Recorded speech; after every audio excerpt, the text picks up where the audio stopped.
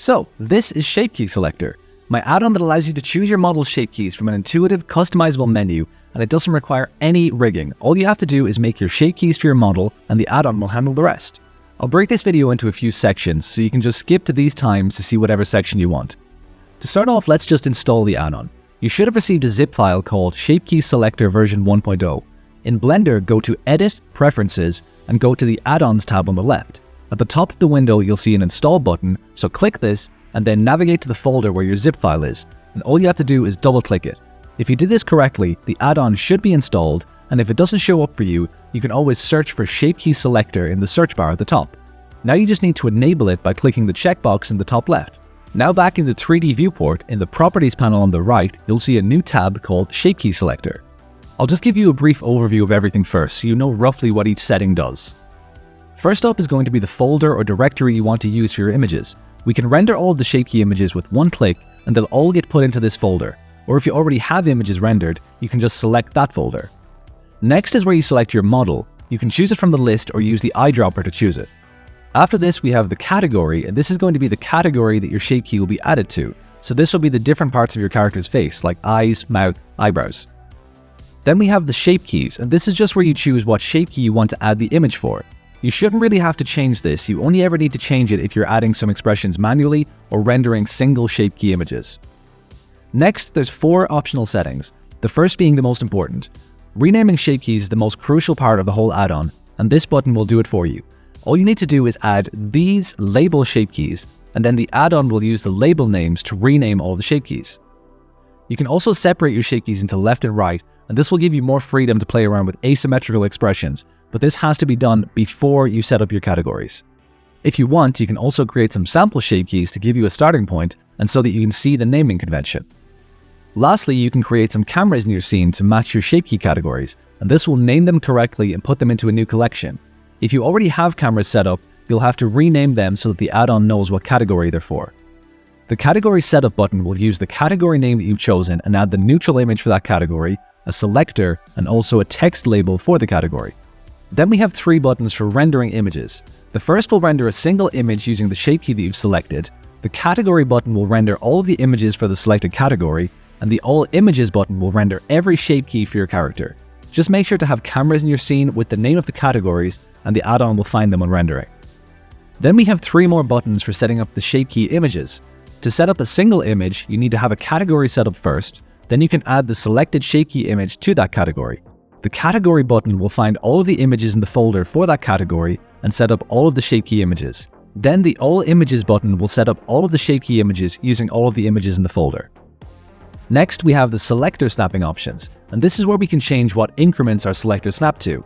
You can turn the snapping off and it will move freely, but clicking any of the other buttons will snap it to different increments, allowing you to pick exact expressions each time.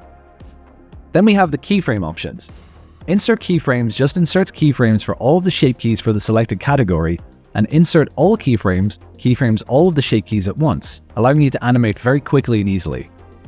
If you're ever unsure about what a button does, just hover over it and it'll give you a short description. If you want to get up and running quickly, I'll walk you through the most important steps. First off, your character has to have shape keys. Next, choose an empty folder, and this is where your images will be saved to. Also, just use Eevee, it'll be so much quicker.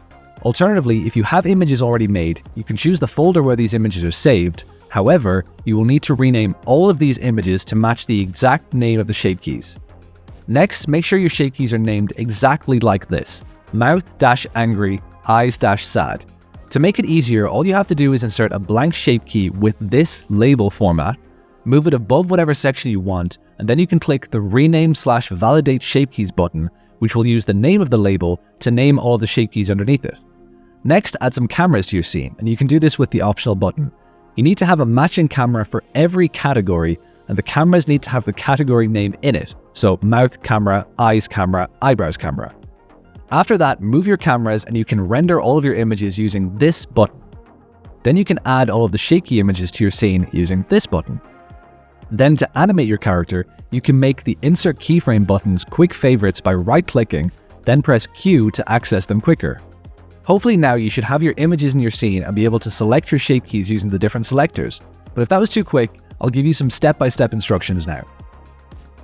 So to start from the beginning, the first thing we need is some shape keys for our character.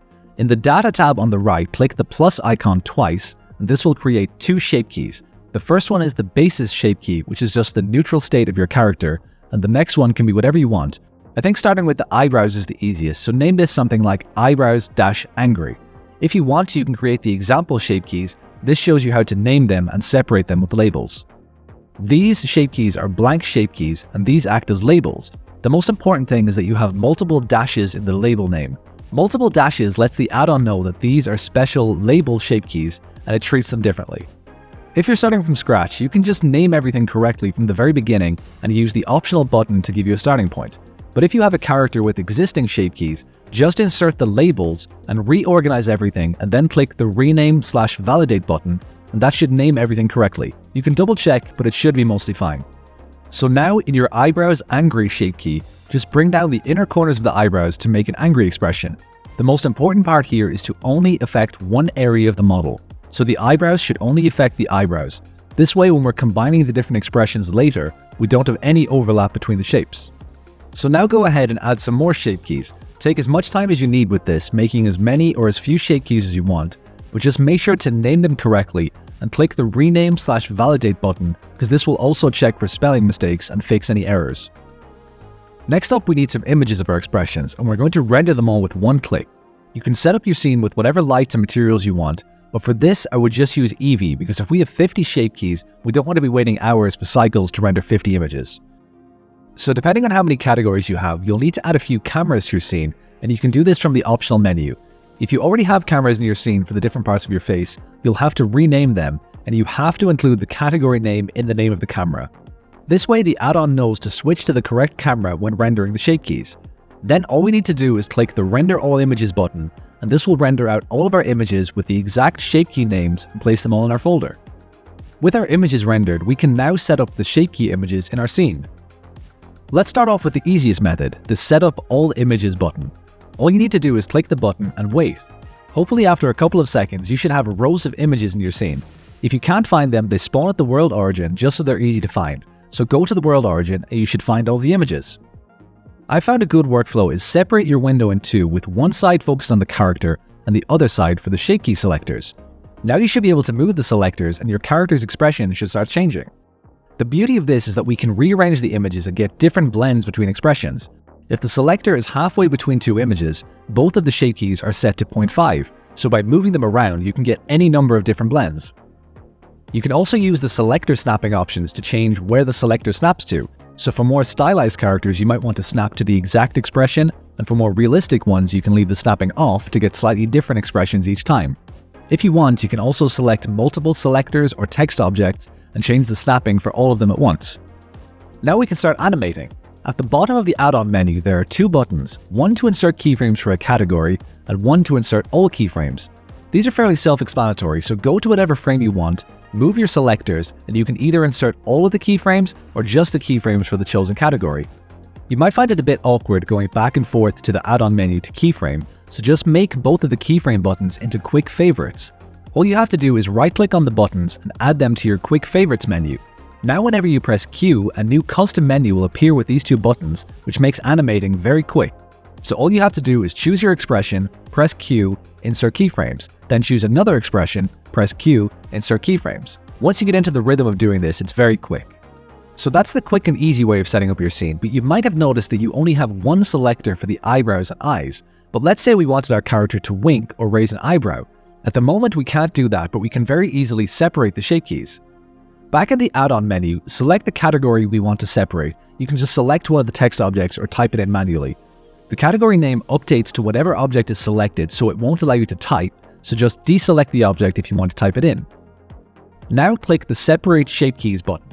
If you go back to your shape keys, you'll see that all of the shape keys for that category have been separated into a .L and .R version, and they now use two vertex groups, left side and right side. These vertex groups get created when you click the button, and now all you need to do is select exactly half of your model and assign it to the correct vertex group. Then select the other half by inverting your selection with Ctrl-I and assign it to the other vertex group. Depending on your character, you might want to go to weight paint mode and smooth out the vertex groups so that you won't have any harsh transitions. This step should have been done before adding all of the images because all of the setup relies on the shape keys, so changing them, especially separating them, has now added new shape keys that the selectors don't know about, but it's very easy to fix. We can quickly delete the category and set it up again, and this time it will be set up correctly for the left and right shape keys. All we have to do is go to the outliner, select the text object for the category, and right-click it, and instead of just deleting it, we're going to delete the hierarchy. This will delete the text object and all of the objects that are parented to it, so in this case, all of the images and selectors. Now all we have to do is add back our category. So in the add-on menu, just change the category name and click the Setup Category Images button. And voila, as quick and easy as that, now you'll see that your category has two selectors, one for left and one for right, and moving them will change the shape key for that side of your model. If you ever add any new shape keys to your model, after rendering your images, you can also click this Setup Category button, and it will add any new shape key images to the category for you. Now lastly, if for whatever reason you want to add some individual expressions, you can do it one by one if you need to.